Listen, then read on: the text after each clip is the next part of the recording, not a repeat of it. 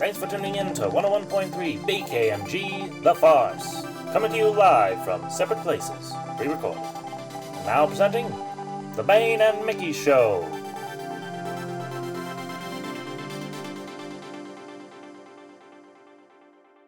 Alrighty. This is it. It is podcast time, and you're now joining us as we celebrate our 19th episode. What a number to be celebrating, you know? It's Our nice last and number in the odd. teens. Pretty sure it's a prime number. Yes. It's a great number to celebrate, and I can hear everyone cringing from miles away. But you know what? If our podcast was a child, this would be the last year to be a teen. Wow. And it officially becomes a 20-something next week. So. Wow. Still can't drink, but it can vote. Not yet. And it can't smoke. So, right? Yeah. Damn Not it. in Washington anyways. Well, you know, it's okay. But you It can can go to vote. war. And it can be drafted. Wow, good job, podcast. What an accomplishment you've made. An accomplishment. With our help. Mm-hmm. Wow. Well done. Well done. Welcome back, everybody. Thanks for tuning in. Hopefully you missed us over the last 7 days. But if we've you didn't, missed I understand. you. Yeah, I guess if you didn't, you wouldn't be here. I don't know. Today, we've got some fun stuff going on. But before we get into that, Gavin, have you seen anything good recently? Let's see. Well, when we're recording this, it is holiday Christmas time. Uh-huh. So I've been watching Christmas movies. I watched Great. Klaus and Noelle. I don't think I've heard of I might have heard of Klaus, but I have not heard of... So Klaus is an animated movie on Netflix. Oh, okay, that's where I've seen the... It's got Jason Schwartzman and J.K. Simmons, and it's kind of like an origin story type thing. For Santa Claus? Yeah, for Santa. And then Noelle is it came out when Disney Plus came out. Anna Kendrick is Santa's daughter, and she has to go find her brother, who's Bill Hader, who's supposed to be Santa, but then he doesn't want to be Santa, so then she becomes Santa. Is this a really live cheesy... action or a... Yes. Oh, interesting. Interesting. It's kind of it's the classic, like most cheesy Christmas movies, where you realize the Christmas spirit was inside you all along. Oh, wow. So heartwarming. But it was still good. Oh, okay. Interesting. I am not a big festive person. Lame. So I have not watched any holiday movies. But I've been watching The Rain, the newer seasons of it, because I didn't realize they came out with a third season recently. It's a Danish show that's on Netflix, and it's pretty good. It's about, it's post-apocalyptic. It's about the rain. There's a disease in the rain, and it kills you upon contact, and then this takes place like 7 years later. And one of them is like immune to it because he's patient zero, and they're like trying to figure out stuff, but then there's a bunch of bad guys, blah, blah, blah. It's really good. Maybe not, if you haven't already seen the first season or two, maybe not the best thing to start right now because it is about a disease. And so, you know, viewer discretion. I mean, it's not like, anything. It's just depending on your mood and whatnot. But I really like it. It's great. It's got a great cast, and it is dubbed. You don't have to watch it dubbed. You can watch it with closed captions, but there is a dubbed option. And I'm not a dubbing expert, but it's actually really well dubbed, and it's dubbed with Danish actors, so they have an accent, and it's not like they're just pretending to be American or anything. That's good. Yeah. So I would say the dub is actually pretty nice. But yeah, it's good. Yeah, it's good. They're short seasons. They're like 6 episodes, maybe 45 minutes, but it's a nice little thing. It's good stuff if you like foreign television and whatnot. And I think we just need more non-American Media Well, that's always been true. consumption. When you first thought it, thought you said The Ring, Oh, like the movies, and I was like, what? I didn't know they made a Ring yes. show that already has I said several seasons. rain, like the rain falls down from the sky. Something we have a lot here in Washington. Yeah. Yeah, so also maybe if you're in like the Seattle area, maybe don't watch the show, although it will keep you inside. So if you need Maybe do watch it. motivation to stay inside, maybe watch it. Who knows? Again, viewer discretion. But it's good. It's good. I recommend watching it eventually. Yeah. Shall we Today, get into let's the get Rabbit Show? into it. The Rabbit Show, otherwise So known Roger as Rabbit is, Who Killed Him, you know? I mean, who did that? I think it Who was his cousin Jojo. Oh, that makes sense. Jojo the scared little fluffy rabbit. Nazi boy. Sure. Yes. Today we're gonna talk about Jojo Rabbit. Film that came out in 2019. One of the most recent Taika Waititi pieces of work. Is it not the most recent? Is there something more recent than Jojo Rabbit that he Okay. has? You know what? Because I feel like that was What came his out after that? most recent thing, and now his next thing is Did it come out yet? what? Because I'm pretty sure Oh. he's in. I mean, What do you call it? Oh, he's next thing he's doing is Thor. No, he's in things. Oh, because I mean, he's been in things, but I'm like stuff that he has directed and created, Yeah. not just acted in. that's what I meant. Oh, I thought you were saying there was something else that had happened in the No, I was last saying, year. isn't that his most recent Yes. thing? Except for the episode of Mandalorian that he did. Right. I guess. Right.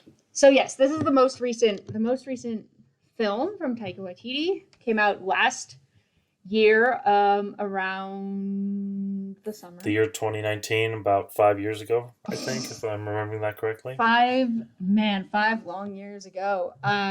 Feels like it. Yeah, oh my gosh. Where to start with this film? Let's start at the very beginning. It is a very good place to start. How many times can we make that joke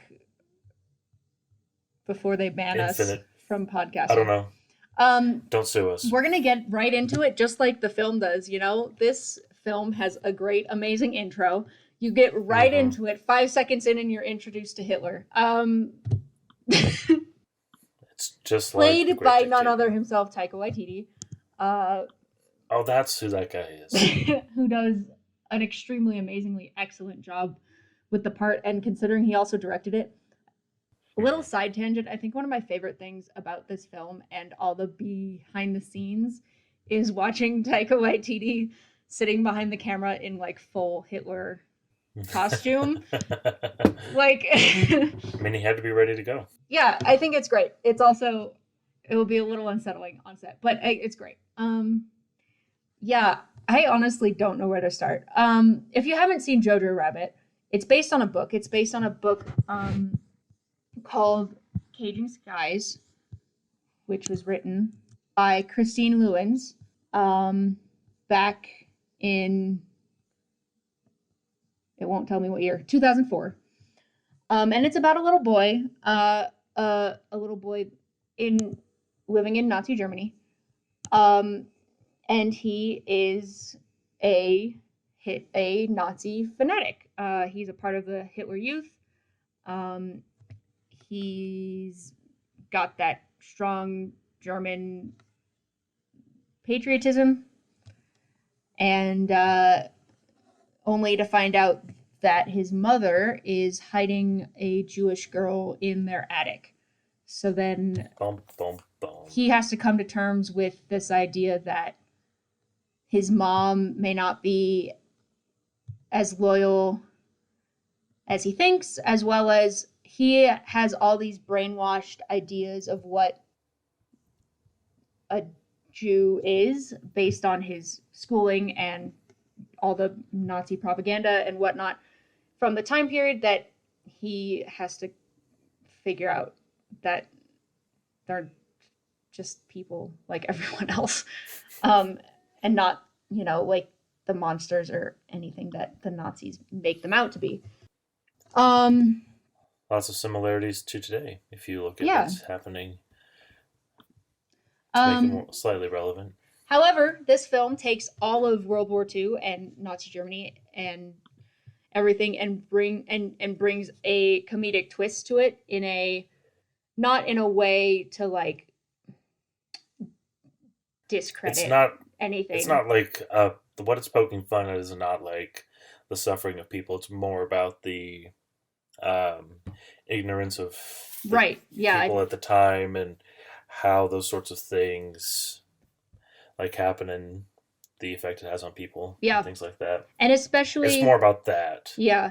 And Taika Waititi had said that, we need to keep telling the story of World War II, and however he wanted to bring it a new take on it. We've all seen very similar movies about the Holocaust and World War II and everything that happened, but bringing this new take also brings in a new audience, and it brings in not lightheartedness to like wash out all the horrific evils, but to yeah, bring us, bring understanding of kind of all of the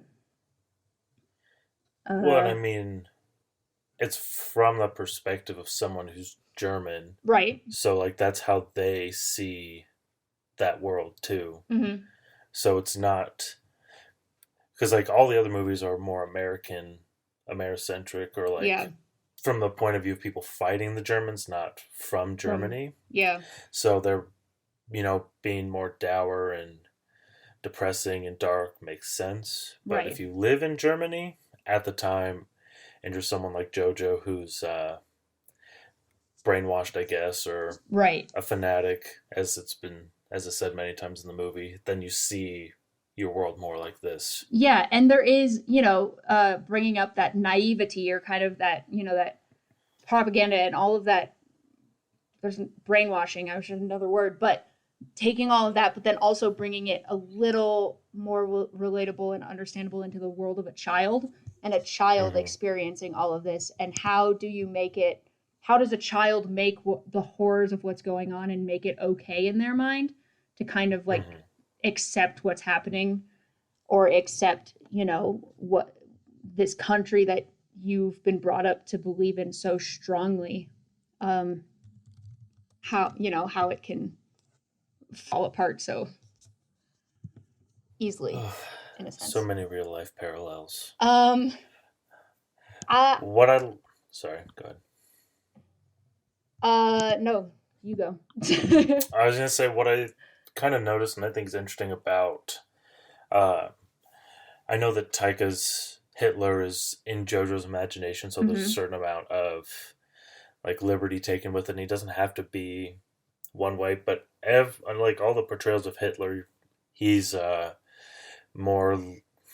He's got more of the presence of like a leader, and he's kind of intimidating and scary. Hmm. Um, More of like a stoic figure, but in this, he's kind of the joke, the imaginary friend, the He is, sort of yeah, weirdo, he which is is, an interesting and take on the person. yeah, and Watiti was commenting on that, like this is from a child's perspective, so Jojo only knows as much as a 10-year-old knows, so he doesn't know what he's talking about 90% of the time. And you even see it, when he's conversing with his made up Hitler friend, you're like, this is what he knows of Hitler and what kind of like the idolization he's made of Hitler. Hmm. But he really has no idea what he's talking about, nor does he actually know the real Hitler or has any experience with, you know, who he is and what he's done. Um, but you were saying it's kind of Hitler is like his hype man, like It's this imaginary internal hype man which guy. it really is, and it's great, and it's I mean, it's in a cute like way of like every child at one point or another has a figure like this where they need to build themselves up somehow, especially if they're a lonely child like Jojo or it's just so I don't even know. Well, I remember seeing some things saying how like Hitler didn't smoke or he doesn't eat meat. So like those scenes where he offers him a cigarette and is eating the meat, like just kind of goes to prove how much JoJo really doesn't know about Right. Hitler the person at all. Or the Just fact that he doesn't even realize Hitler, ends his own life at the end of the film. He's like, what happened? And his friend's like, well, yeah, this happened. You know, JoJo's just a little kid. Um, the this film goes so many places so randomly. To start it off, you're thrown into JoJo heading off to like camp for not the Nazi youth or the Hitler youth, and it's like summer camp but with a really really really morbid twist, and you're just immediately thrown into the chaos and hilarity of how terribly seriously it is but isn't taken. Um, and you've got great supporting faces like Rebel Rebel Wilson. Wilson, Um, Alfie Allen, yep, Steve Sam Merchant. Rockwell. Yep. Um, it's just great. It's so random. There's they're training kids in gas masks. They're playing capture the flag, but bashing people with rocks. They're teaching kids how to throw bombs. They're burning books, and it's all very. When I say it's the tropes of summer camp, it very much is. It's like, okay, let's go burn some books instead of time for a campfire and s'mores. Um, and then I think when they're out, they're doing all the outdoorsy like activities, but it's like, here's how you throw a knife, here's how you throw a grenade. Which JoJo messes up very badly. He does, yeah, he does. And then they're sleeping in their tents in full uniform, and it's great and dumb. I and killed them like this. like this, like that. The idea is that he's a 10-year-old and he can't snap, and he's trying to do, yeah, it's great.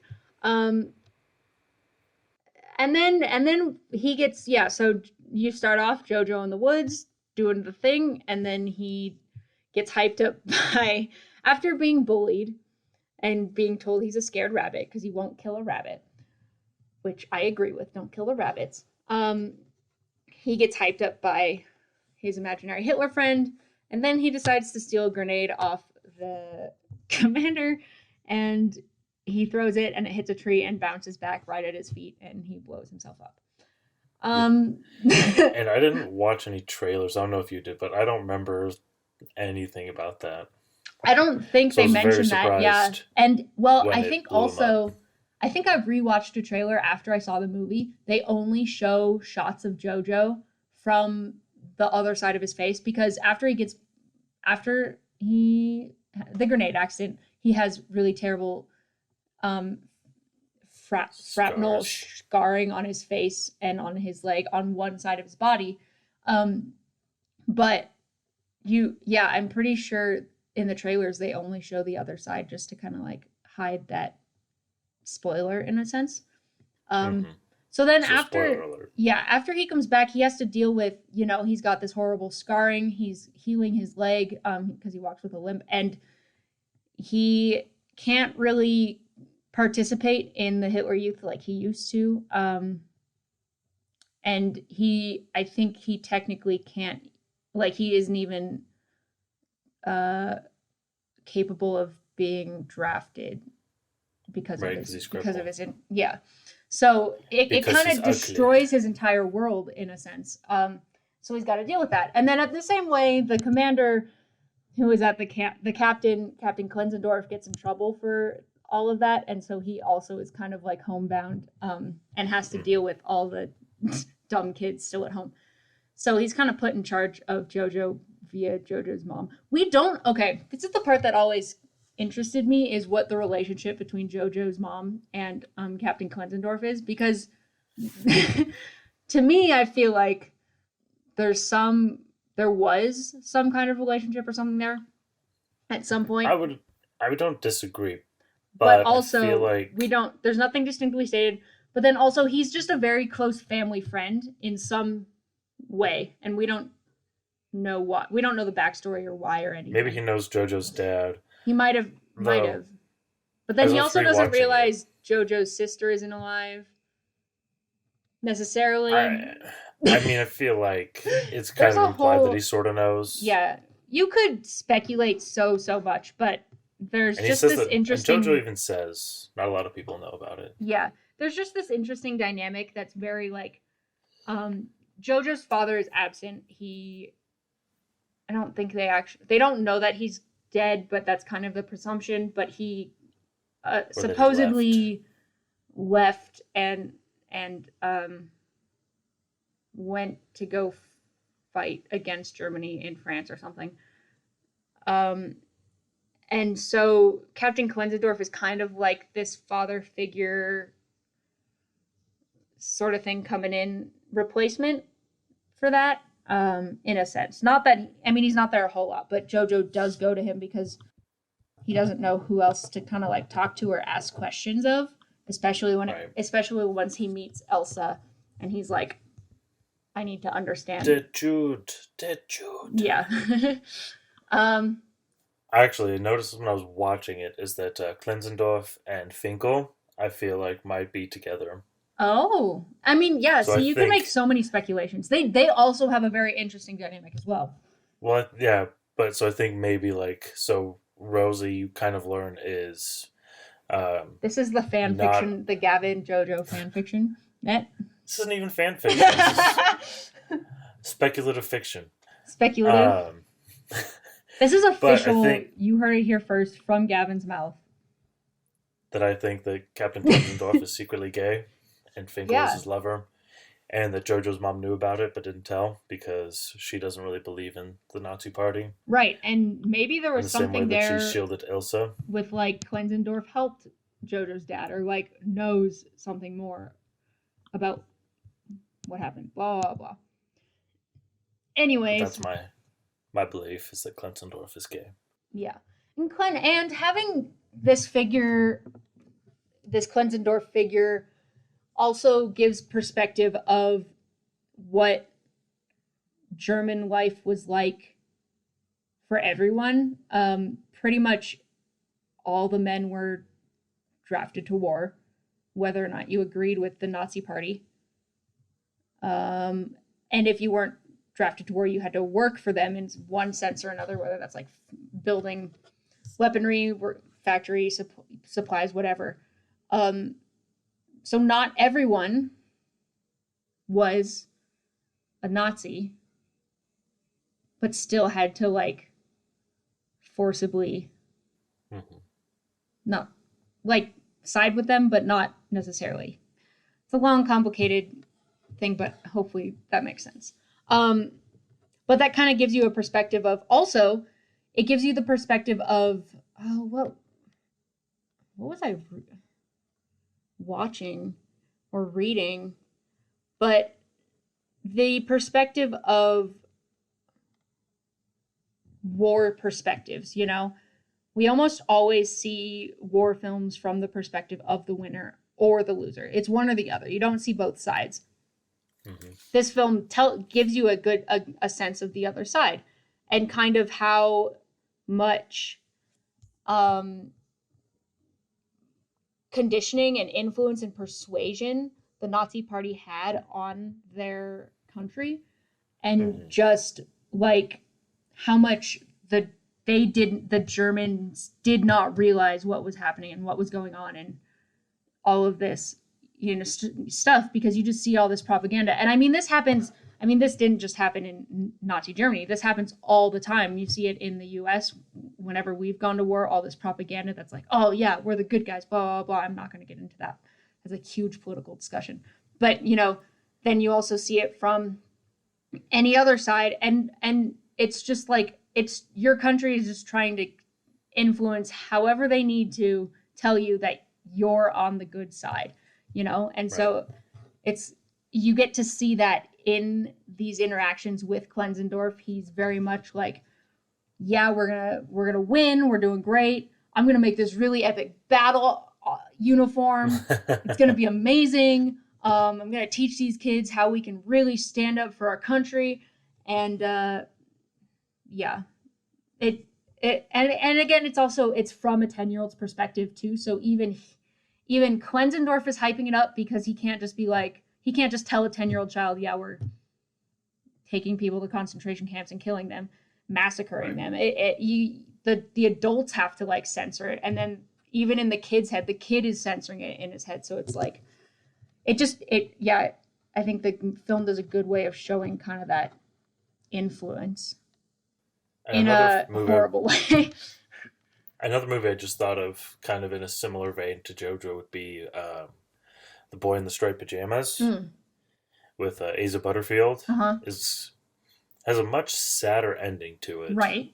But it's the same child's perspective. It's a similar sort of vein, and like a kid who lives in Germany thinks that, oh, Germany's so great and all these things, and then he meets a Jewish person, and the whole sort of idea is he doesn't understand what's happening because he thinks the kid is just wearing pajamas instead of a uniform. But I would also say similarly, like The Book Thief, because the kids are just kind of distracting themselves in this whole other world, and then it takes a toll when I'm pretty sure Rudy gets sent to war. Someone gets sent to war. I don't know. But the one of my other favorite things is the German Kiwi accent mashups. Yeah, well, with Rebel Wilson and Taika. Well, and also Thomasin McKenzie, who plays Ilsa, is also from Australia, and I think Roman Griffin Davis, who plays Jojo. No, he's from England. He's from England. Okay, but yeah, there is an interesting like German Australian mashup, which like with Ilsa, you don't notice it a ton because her accent is better. But really, with like Rebel and Taika. Well, Rebel and Taika also just have really heavy accents to begin with, too. That's true. Which is, fine and all, and not really criticism. I feel like it's just great. It's great. They have great accents. I just want to say, Taika and Rebel, if you ever hear this, I love you guys. It's amazing. It's also like, it's still Rebel and it's still Taika, despite playing who they're playing. I still love you guys. Yeah. No disrespect. This film, I think also, it has a bunch of great recognizable faces, which I think helps get across the kind of comedy they're trying to get across. But it also, so Scarlett Johansson plays Jojo's mother. She plays Rosie.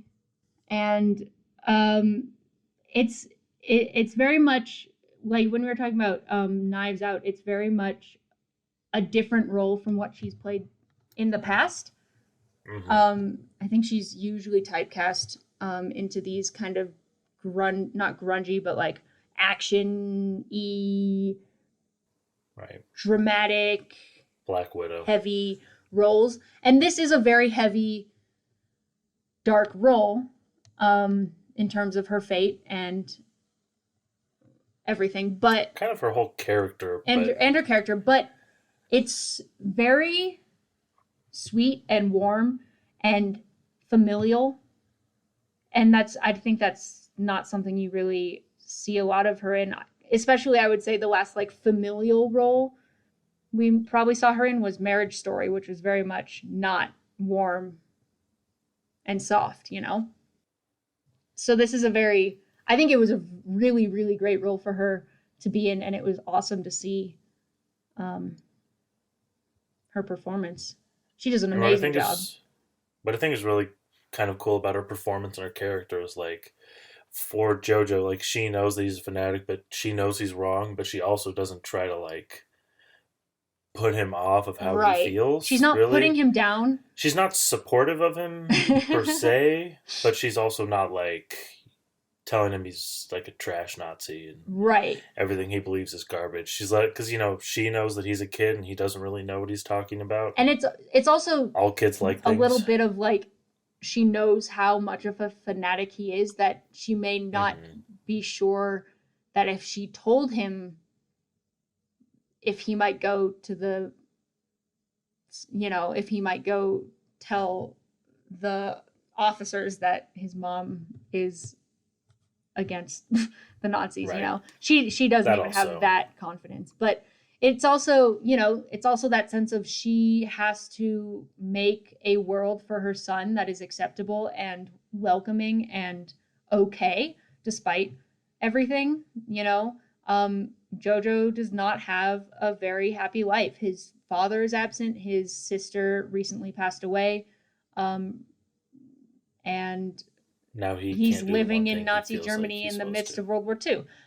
And he got himself more blown than up. And he just wants to go fight for Germany. Right. And, that's... But she has to make this world a happy place for him, and it's also a great representation of like single motherhood and parenting, and I think it's a really beautiful. There's really beautiful moments with Jojo and his mom,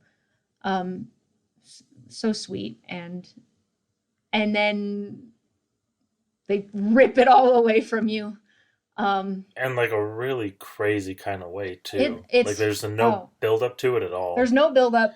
I mean, there's like once you rewatch it, there's like a little bit. There's only like one moment where they kind of hint at it, right? When the Gestapo are at his house and he's like, "Do you know where your mother is?" Yeah, and it's says she's busy. She's out.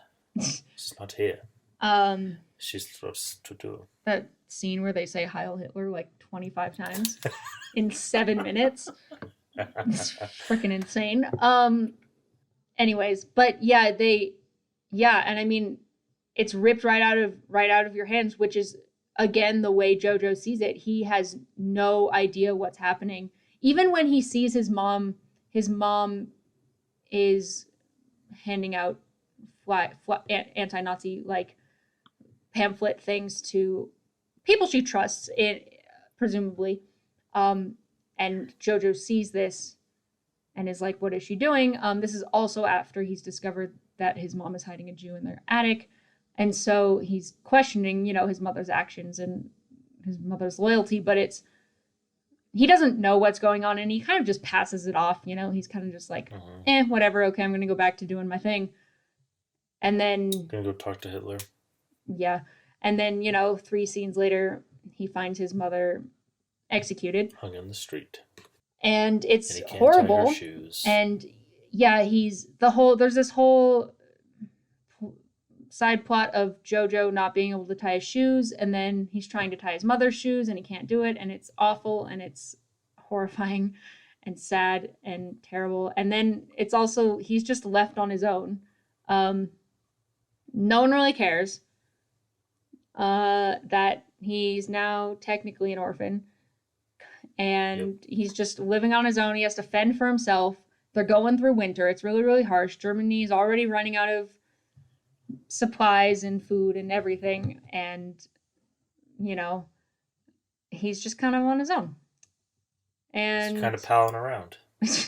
And he's got to figure out what to do, and he doesn't really know what to do, and doesn't really come to terms with it until he's placed right in the middle of battle in the streets, And even then, he's sort of just like, what? One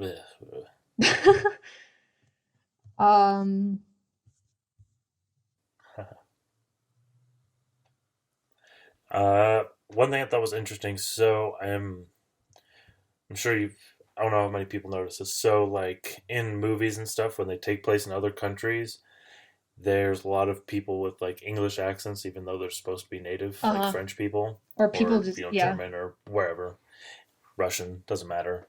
But if you look at everything else, so it's like translated English, and so there'll be things like Hitlerjugend or Der Jude, where it's like in German, so they're speaking German to each other. But then you really kind of figure it out when there's the American who's like talking to him and he's like, I don't know what you're saying. Right, yeah.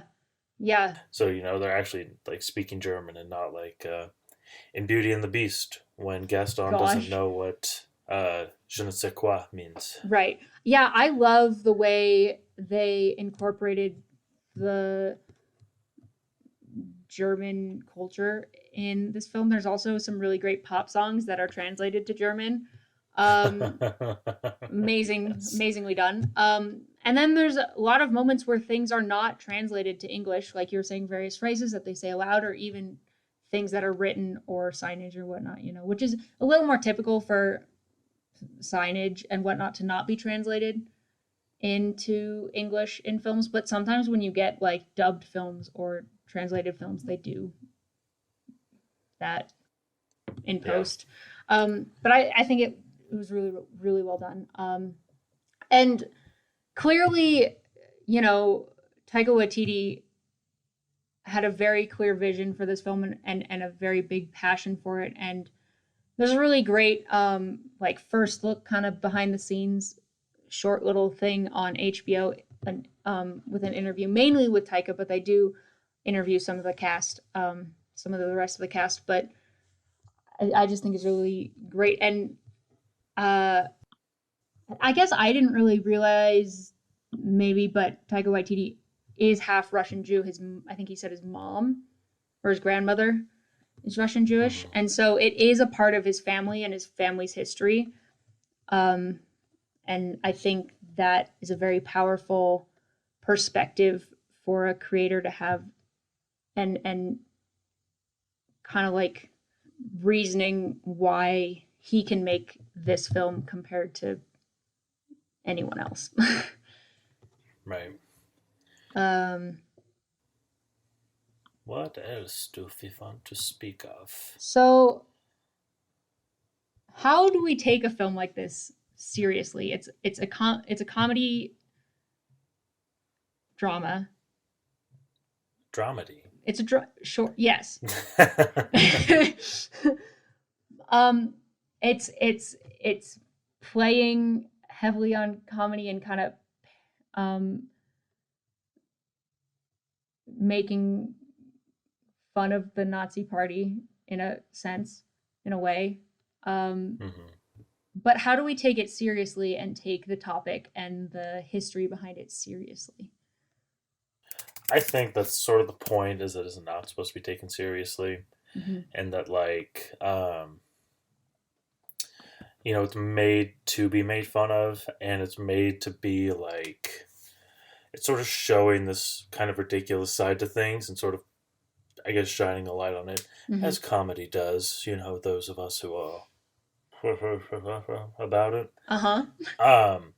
But it's also kind of topical because it's sort of made to be like, there's a percentage of people who will be watching this and be like, man, I can't believe this is ever a thing that happened. Right.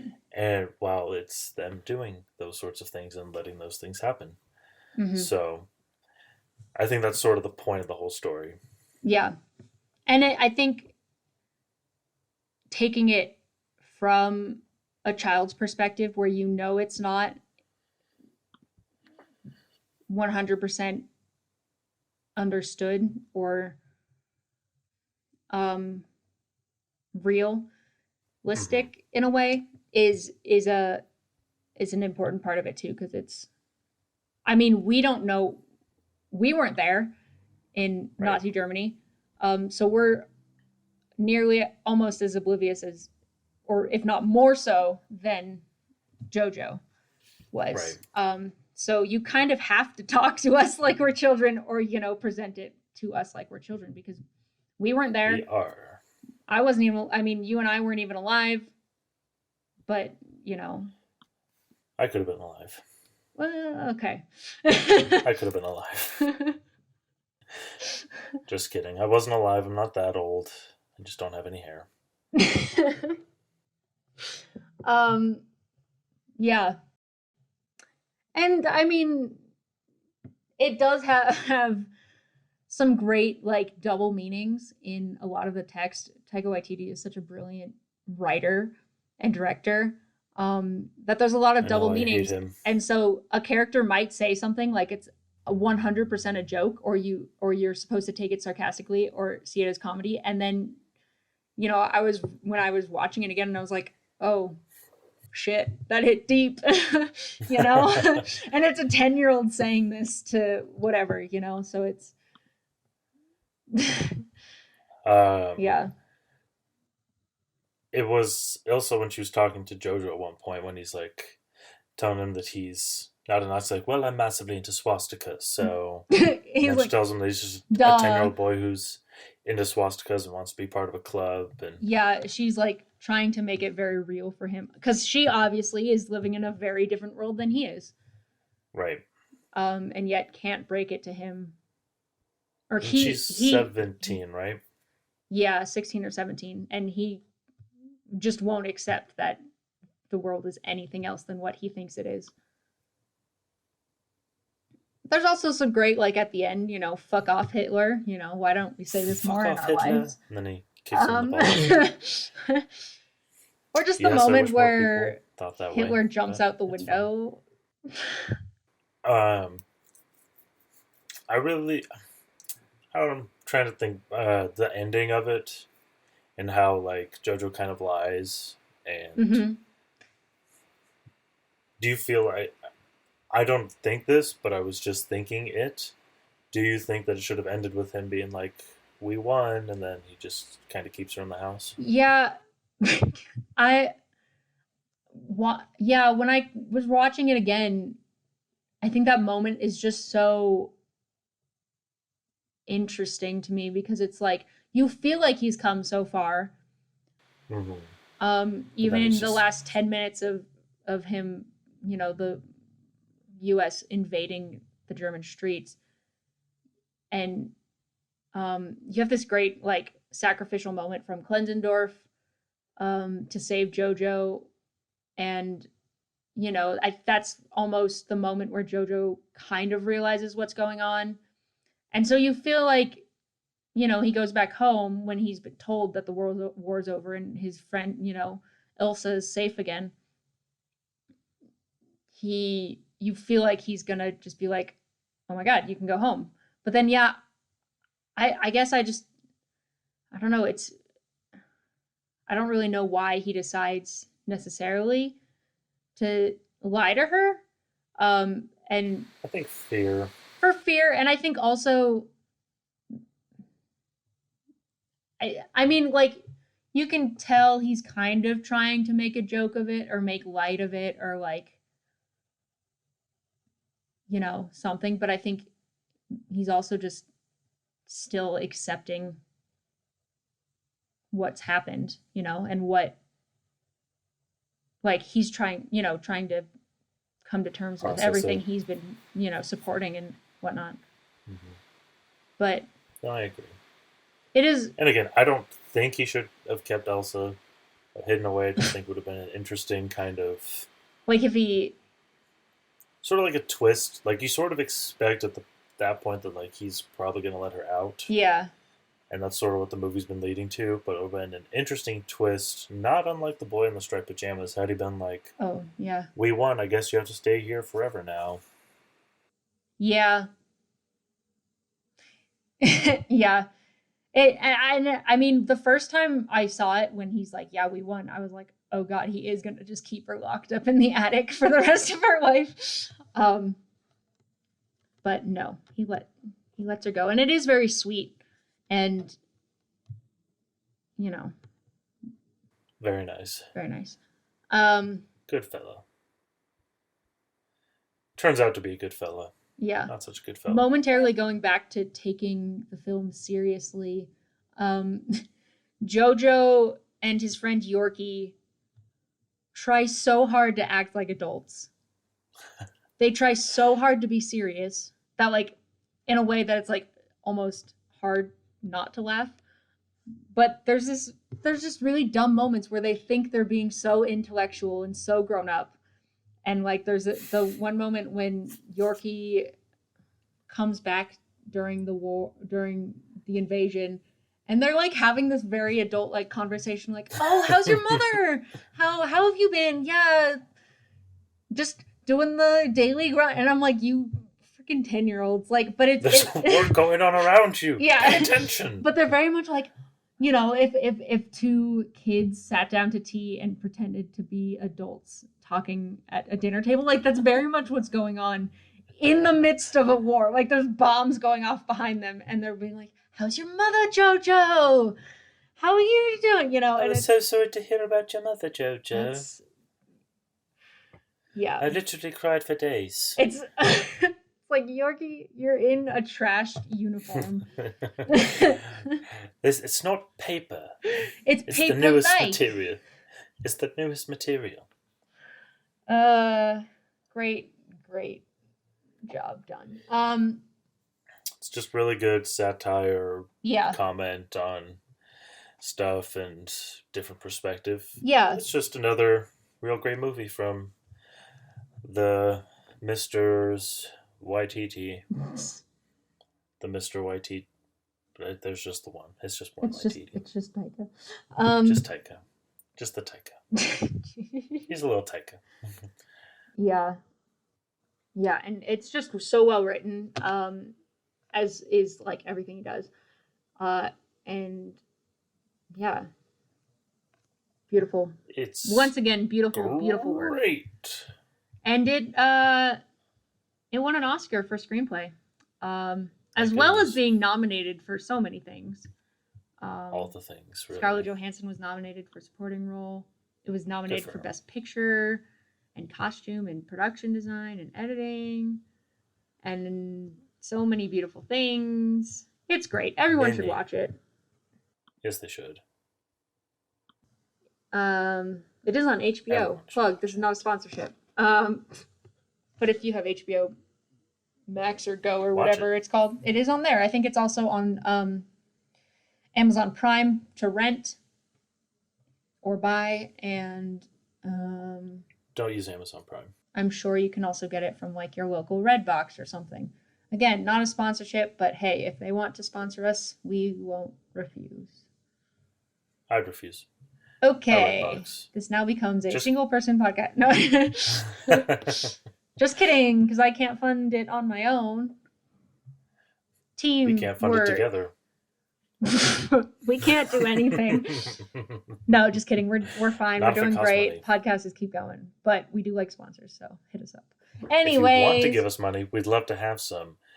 And on that note, anyone got a brand that they want us to? Random topic time, sponsored by Silly String. And Silly Putty. Neither of those are sponsoring us. Don't listen to Gavin. Always listen. We are using our generic brand paper with sticky backing to it. Generic branded. Not posted, hint, hint. What is a sticky note? That's a sticky note. A sticky note's a type of thing. It's not a brand. Okay, it's whatever. It's like Kleenex. What were you really into as a kid? Oh, wow. Wow, this is a good one. This is actually a pretty good one. No, we didn't plan this. I literally just pulled it out randomly. I used to be pretty into Yu-Gi-Oh! Okay. And Ben 10. Those were like my big things as a kid. I was into... a bit into Pokemon, but not like super duper like a lot of people were / are. I was into Pokemon mostly influenced by my brother, but I would say I did not know a lot about what I was doing. I was into like fantasy worlds and realms. I was really into Narnia. Dragons. I was big into dragons. Ooh. Do you ever read the Dragonology books or like the mythology, the big or red Egyptology? One with like the like that like series, that ology book series. And it had it was like red with the glass eye on top. Love those. I had that book too. Yep. I think it's floating around one of my parents' house right now. Beautiful. Love it. Yeah, I think I was just really into fantasy and fiction. Oh, no, you know what? I was really into spies and secret intelligence operatives, and I read a lot of books like Alex Rider and Young James Bond, and had this whole plan when I was in like 4th or 5th grade that I was going to become a teenage spy, because that just, casually, conveniently happens to anyone whenever you want it to. But I was really into like codes and ciphers and stuff like that. I just read a lot, lived in my head a lot. Yeah, me too. Yeah. I was really into wishing I had more friends and not Oof. treating them like My dirt. friends were my books. Nerd. I know, Kendall's right? a nerd, guys. Gavin this is our likes last dragons. podcast. What a freaking nerd. And Yu-Gi-Oh! I don't think we can be friends anymore. Pokemon This is our so last much better podcast. than Goodbye. Yu-Gi-Oh! And like Magic the Gathering is even better than both of I them. played How Magic. can you even like Yu-Gi-Oh? I actually also played Magic. I got more into Magic. Checkmate. My brother and his friends were really, really into Magic, and I played with them, but I wasn't very good at it, nor did I know what I was doing again. But I got more into it in like middle school, high school. I came back. High school, I played a lot. I was pretty good. I had quite a few cards. I might still have them Did you around, ever actually. do like competitions or tournaments? I wasn't that good. I was good within like my circle of 2 or 3 friends. I will say though, I went to a Pokemon convention when I was like 7 with some family friends of ours. It's pretty good. Got some little Pokemon figurines and stuff. I entered in a Yu-Gi-Oh competition at a Target once. I lost immediately. I did really bad. Aw. That's fine. Pat. Social distance pat. Yes. We'll tap the screen. I want to say I have one of the ology books, I think, at my parents' house. And I want to say it's the Dragonology one, but I might be completely wrong. I'm often completely wrong. I liked going to the to bookstore and looking at all of those. I miss For bookstores. days. I do too. I need to go to the bookstore, get some books that I will not read and will sit on my shelf. I would go to You know how it bookstores goes. and read comic books so that I didn't have to buy them. What? What? I think that's the end of the podcast. All right. Great. Thanks for listening to us talk about Jojo Rabbit and how we definitely didn't read books that we weren't going to buy. Anyways, Stuff. tune in next week for some more fun and games. And maybe a guest. Who knows? Maybe a guest. Who knows? Who doesn't? Who does? I don't know. Maybe I feel like your we cat should know, does. But we should know, but we don't. But we don't. It's fine. Alas. Bye, Well, everybody. Have a good week, and you'll hear from us later. Be sure to drink your Ovaltine. And drink your water. Okay.